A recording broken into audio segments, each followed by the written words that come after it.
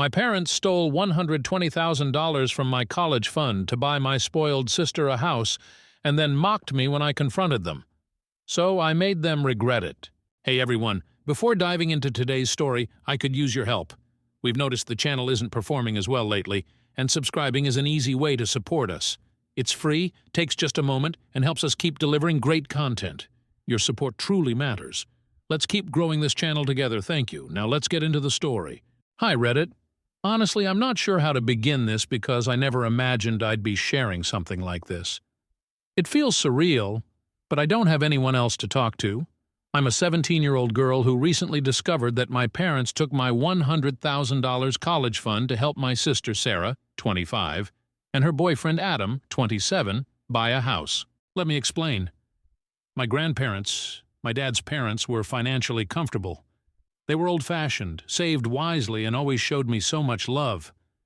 Although they lived in another state and we didn't see them often, they consistently expressed how much they cared, whether during visits or phone calls. My grandpa passed away 3 years ago, followed by my grandma last year. When their will was revealed, my parents inherited their home and savings. Sarah received all of Grandma's jewelry, including valuable pieces worth tens of thousands, along with some heirlooms. For me, they left behind a sizable college fund. The will explicitly stated that this money was reserved for my education. Since I was under 18, my parents were entrusted to oversee it. I felt so appreciative, knowing my grandparents cared about my future even after they were gone. Back then, I never imagined my parents would misuse it. Who would? But looking back, maybe I should have seen it coming. Sarah has always been the favorite child. I don't want to sound resentful, but she's the one my parents adored. Everything she did was remarkable, so talented, hard-working, and kind, according to them. Meanwhile, when I achieved something noteworthy, I'd just get a half-hearted good job, kid. Keep it up. It was subtle, not blatant. They didn't yell at me or anything, but it was always clear that Sarah was their priority. Now, Sarah works as a kindergarten teacher, and Adam is a zookeeper. They're decent people, and I don't have any personal issues with them. However, they're not exactly well off. They'd been renting a modest apartment and had been constantly talking about how they needed to buy a house since it was a smart investment. Fast forward to last month. I was applying to colleges and was thrilled to start this new chapter. One evening, I casually asked my parents if the college fund was ready, as I'd soon need it for tuition. Their response was strange. My dad said something vague like, "Don't worry about it, we'll discuss it later." And my mom added, "Just focus on your studies for now." It felt like they were dodging the topic, but I decided not to overthink it. However, the more I thought about it, the more unsettled I felt. Something didn't sit right. A week later, I brought it up again, but this time I was direct. I said I needed confirmation that the money was available since college applications were expensive and required planning. That's when they dropped the bombshell. I'll never forget that conversation. My mom, in the most nonchalant tone imaginable, said, "We used your college fund for Sarah. She and Adam are buying a house." I was stunned. I thought I'd misunderstood, so I asked her to repeat herself. She did. My dad chimed in, adding that Sarah needed the money immediately and that it wouldn't be fair for me to get a free ride while Sarah had to deal with student loans. I lost it. "I'm not proud of my reaction," I yelled. I demanded to know how they could betray me like this, stealing the money my grandparents left for my education. My mom rolled her eyes, acting as if I was overreacting. She said, "You'll figure it out. It's not like you can't take out loans like everyone else." That's when I threatened to sue them. I know I'm just a teenager and have no idea how to hire a lawyer, but I was desperate. I told them their actions were illegal and that the money wasn't theirs to touch. And do you know how they responded? They laughed. My dad looked me in the eye and said, "With what money? You can't even afford a lawyer." I can't put into words how humiliated I felt at that moment. I just stood there, speechless. The realization of how powerless I was hit me like a truck. They'd always treated me like I didn't matter, but this was on another level. That night, I locked myself in my room and cried until I couldn't anymore. Then, I started thinking, my grandparents had trusted my parents to do the right thing. completely unaware of what my home life was like. I'd never told anyone about how I was treated because it didn't feel worth it. It wasn't abuse, right? They weren't physically violent, they just didn't care. But now I kept wondering, if my grandparents had known, would they have entrusted my parents with anything? The next morning I made a choice. I couldn't stay in that house any longer. I didn't have much saved, just what I'd earned from a part-time job at a local store, but it was enough to leave temporarily. At that point, anywhere seemed better than home, even a park bench. I packed a bag with some clothes, my phone, and the cash I had saved. Before leaving, I paused in my room, looking at the walls. It hit me that everything I'd worked for, my grades, my college dreams, was jeopardized because the two people who were supposed to protect me had stolen from me instead. That morning, I walked out the door without saying a word. My parents were in the kitchen drinking coffee and laughing about something. I didn't even glance at them. I just walked out. I went straight to my best friend's house. Her parents are genuinely amazing people. When I told them I needed a place to stay for a few days, they didn't hesitate. They welcomed me, fed me, and gave me a bed to sleep in. That night, I realized I couldn't handle this on my own anymore. For the first time, I reached out to other family members, even ones I barely knew, hoping someone might be able to help. My dad didn't have siblings, but he did have cousins, and one of them was Uncle Jake. I didn't expect much, but was desperate, so I sent him a message on Facebook explaining everything before going to bed. The next morning, I woke up to a response from him. It was brief but life-changing. "Call me. I'll handle this." As soon as I saw Uncle Jake's message, I didn't wait. I was so anxious that just knowing someone was willing to listen gave me a glimmer of hope I hadn't felt in days. I stepped outside my best friend's house, pacing nervously as I dialed his number. When he answered, his voice was calm but firm. "Start from the beginning and tell me everything." I wasn't sure where to begin, so I just blurted everything out. The way my parents took my college fund, how they mocked me when I mentioned suing them, and how I had nowhere to go now. I was talking so fast that I was practically out of breath by the time I finished. Uncle Jake, however, listened patiently. When I was done, there was a pause so long that I thought I'd crossed a line or that he didn't believe me. But then he said something I'll never forget. "This isn't right. Don't worry, kid. I'll take care of it." He didn't explain what he was planning, just told me to stay where I was, stay safe, and avoid contacting my parents for now. Even though part of me wanted to confront them all over again, I agreed and decided to trust him. Later that day, things began moving quickly. My phone started blowing up with missed calls and messages from my parents. At first I ignored them, but curiosity got the better of me, so I checked. Their tone had completely changed. They sounded frantic and desperate. My mom's message read, "We need to talk. Call us back immediately." My dad's text added, "What did you do? Your uncle's involved now, and you don't know what you've started." I had no idea what Uncle Jake had done at that point, but it was clear he wasn't messing around. That evening, he called me back with an update. He'd already contacted the executor of my grandparents' will, a family friend, and confirmed everything I had told him. There was no loophole my parents could use to justify spending the money on anything other than my education. They were in serious trouble, and Uncle Jake was ready to take legal action. "You don't need to worry about the details," he told me. "Just focus on school. I'll handle your parents." I didn't fully grasp how serious he was until later that night, when I overheard my best friend's mom whispering on the phone. She had gotten a call from another relative, probably gossiping about the situation. I caught snippets like, "Did you hear? Jake's bringing in lawyers. It's serious." Hearing that made my stomach churn. I couldn't decide if I felt relieved, scared, or guilty. The whole thing had escalated far beyond what I had expected.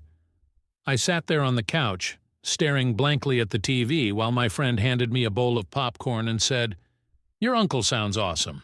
You're lucky." And you know what? She was right. For the first time in my life, someone was standing up for me. By the next morning, the situation had escalated even further. My parents must have realized how much trouble they were in because they started pleading with me. I woke up to messages like, "Please, let's talk. We can resolve this as a family. They promised to handle my tuition themselves, swearing they'd fix things, but only on their terms. They still refused to ask Sarah to return the money and tried to make it seem like I was the unreasonable one. That was the last straw for me. I called them for the first time since I'd left, mostly to let them hear my side. My mom answered almost instantly. "Oh, honey, we've been so worried about you. Let's just fix this, okay?" I kept my tone steady, though I was furious. "You want to fix this? Then give me back the money. It's mine." My dad jumped in, sounding annoyed and defensive. "You're being selfish. Do you know how much stress you're putting Sarah through? She doesn't deserve this." That's when I lost it. And what about me? Do I deserve this? Grandma and Grandpa left that money for my education, not for Sarah's house. There was silence on the other end for a moment. Then my mom tried using her soft, manipulative voice again. "We just thought you'd understand, sweetheart. Family helps family." I laughed bitterly. "Did you think of me as family when you stole from me? Because it sure doesn't feel like it." After that, I hung up. My hands were shaking so badly I could hardly breathe. I knew the call wouldn't change anything, but it felt good to finally stand up for myself instead of just crying about it. For the next few days I kept a low profile. Uncle Jake updated me in bits and pieces but told me not to stress. "Your parents got themselves into this mess," he said. "Now they'll have to face the consequences." Around this time, Uncle Jake stepped up and offered to help me find an apartment. Staying at my best friend's house had been a blessing. Her family was incredibly kind. But I felt awkward living there for so long.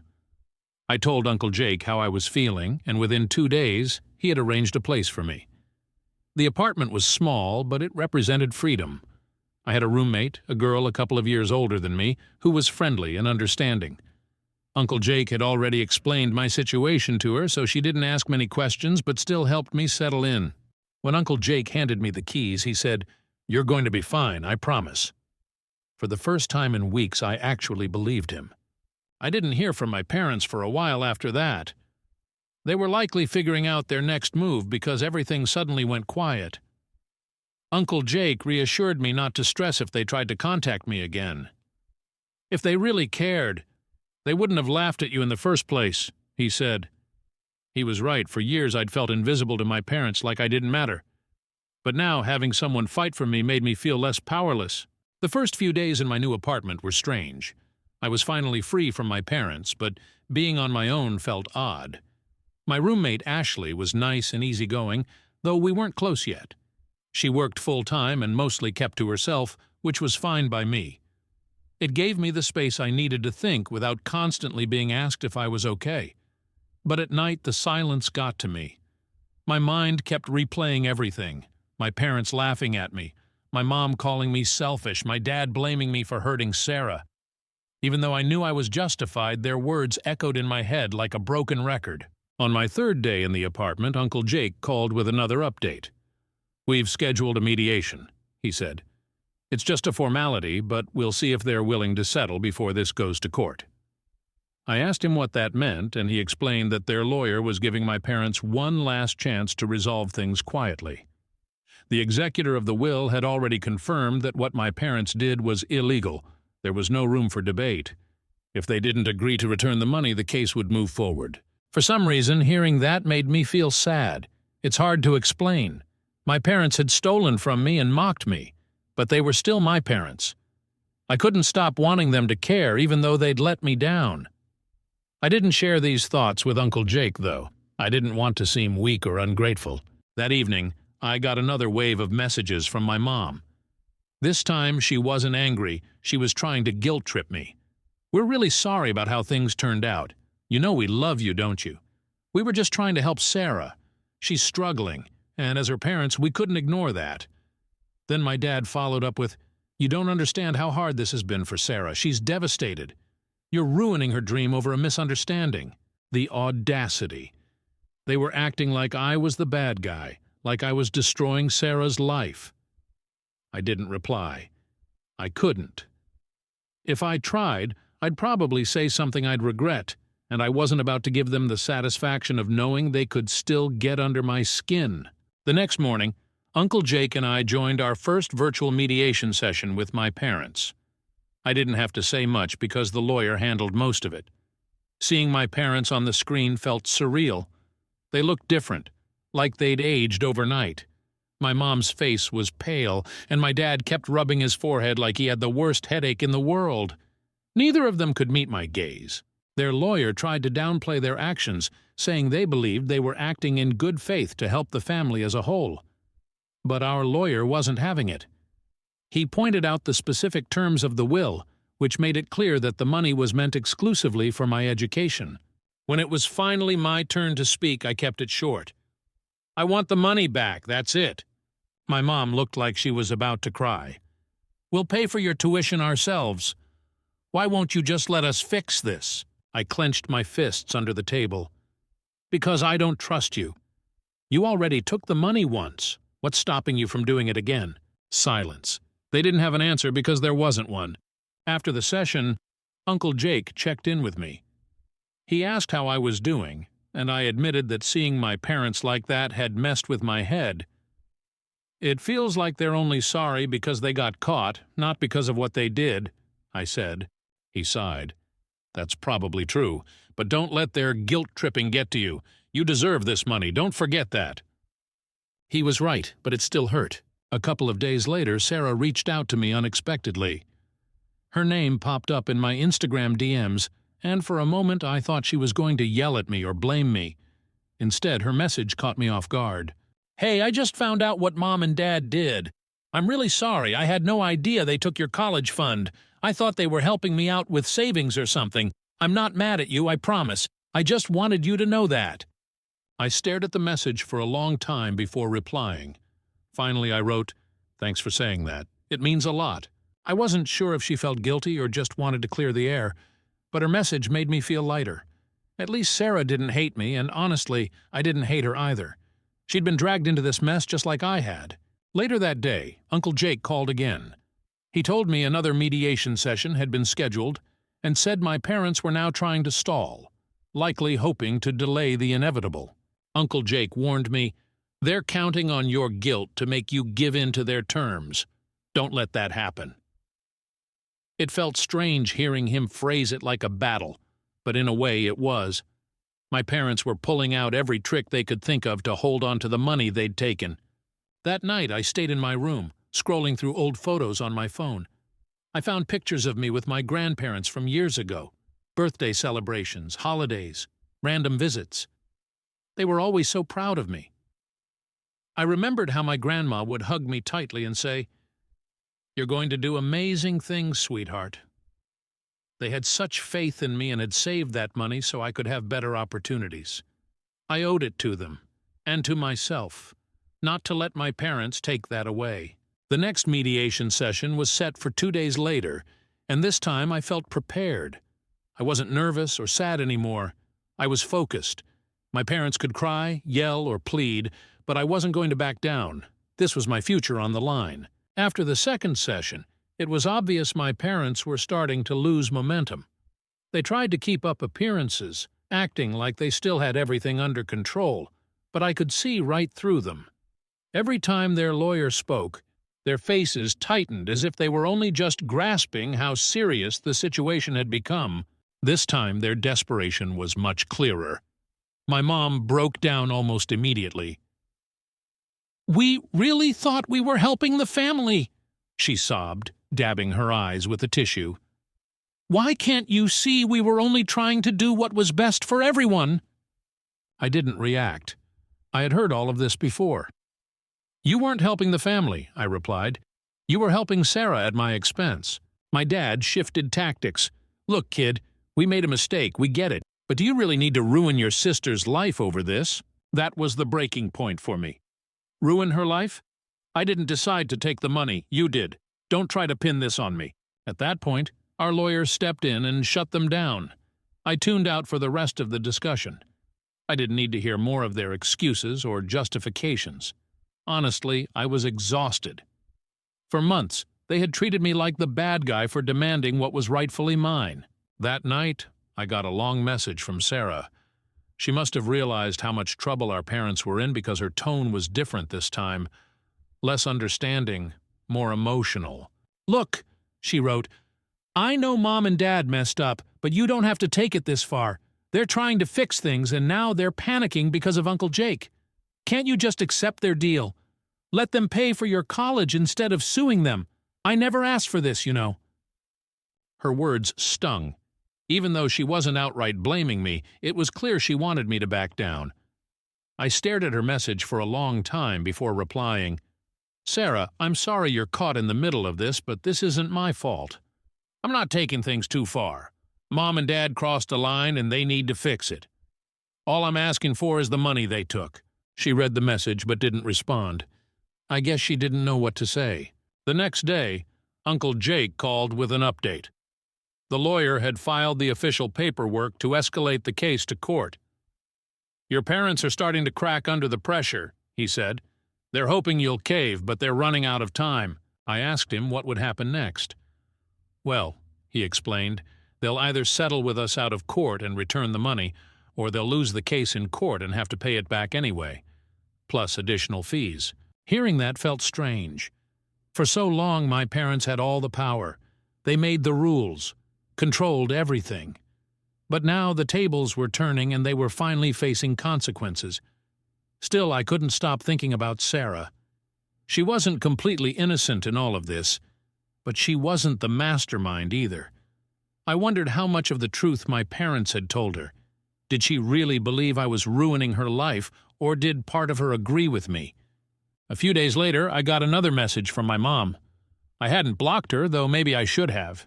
"We're begging you, please call off Uncle Jake. We can't take this anymore. Sarah is devastated, and we're falling apart as a family. You're tearing us apart." I had to reread it twice to process it. They were still trying to guilt-trip me, as if I hadn't spent my entire life feeling like an outsider in my own home. Tearing the family apart? What family? I didn't reply. Instead, I took a screenshot and sent it to Uncle Jake. He called me right after. "Don't respond to that," he said firmly. "They're trying to manipulate you again. Stay focused on yourself. You're doing the right thing." Later that night, I was sitting in the kitchen with my roommate Ashley, eating ramen and chatting. She noticed I'd been quieter than usual and asked what was on my mind. I told her about my mom's message and how twisted the whole situation felt. "Honestly," she said, "you're stronger than I'd be. If my parents did that, I'd probably crumble. You're standing up for yourself and they can't handle it." Her words hit me harder than I expected. I'd spent so long feeling powerless, but Ashley was right. This time I wasn't giving in. It didn't matter how much my parents cried, begged, or blamed me. They made their choices, not me. A week later, we had our final mediation session. I knew this was it. Our lawyer had told me beforehand that my parents' attorney was pressuring them to settle because fighting in court would only make things worse for them. When the call started, my parents looked completely defeated. My dad didn't say a word the entire time, and my mom kept her eyes down.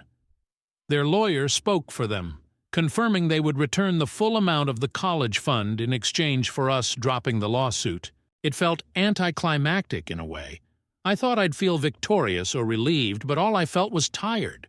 My parents had spent weeks fighting me, making me feel like I was the villain, only to finally give in.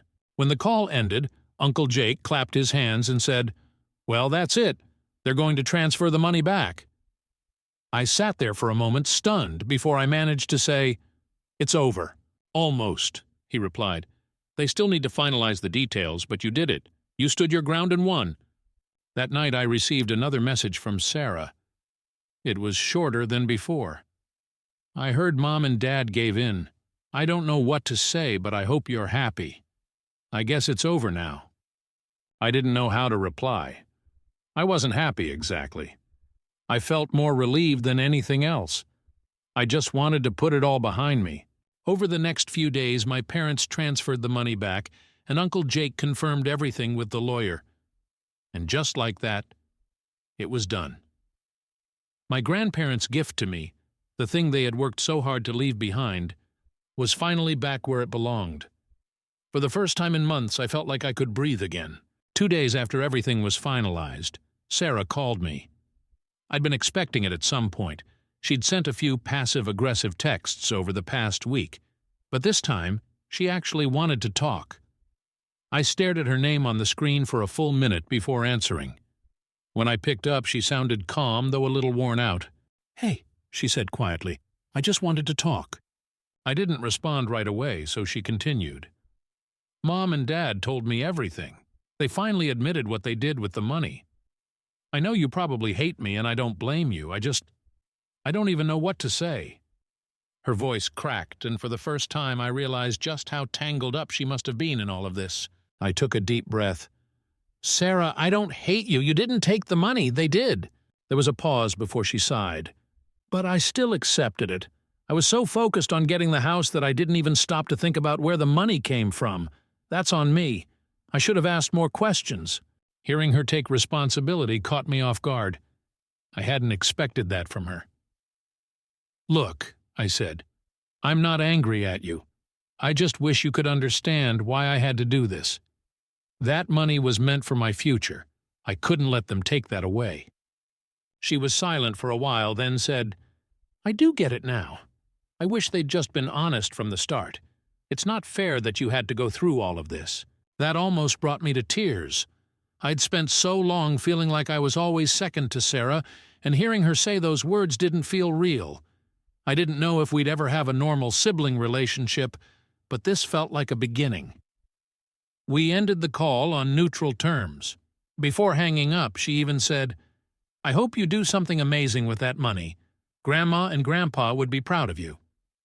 I didn't know how to respond to that, so I just thanked her. As for my parents, they went completely silent after transferring the money. I think they were either too ashamed or too angry to reach out. I haven't heard a word from them since, and honestly, I'm okay with that. I don't think they'll ever see what they did as anything but helping Sarah, and I don't have the energy to keep fighting them. Uncle Jake, however, told me he got a message from my dad. Apparently, my dad tried to spin the whole thing as a misunderstanding and said they only wanted to make things right. Uncle Jake's response?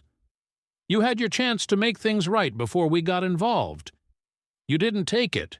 I couldn't help but smile when he told me that. Uncle Jake really was the MVP in all of this. A week after everything was settled, I got a victory of my own. I received the official confirmation that I'd been accepted into my top-choice college, with a full scholarship. I was sitting in the living room with Ashley when the email came through, and I actually screamed when I read it. Ashley jumped up, grinning. "Did you get in?" I shoved my phone at her. "Full scholarship, my top school. I don't even have to use the fund for tuition." We celebrated that night with pizza and soda. Nothing fancy, but it felt perfect. I couldn't stop smiling. For the first time in what felt like forever, the future I'd worked so hard for was finally mine. Later that evening, I texted Uncle Jake to share the news. His reply came almost instantly. "Proud of you, kid. I knew you'd make it." A few minutes later, he sent another message. "Grandma and Grandpa would be over the moon. They always said you'd do great things." I sat there staring at his words for a long time, trying not to cry. All this time, I'd been fighting for my future because I didn't want their gift to go to waste. Hearing Uncle Jake say they'd be proud of me made everything worth it.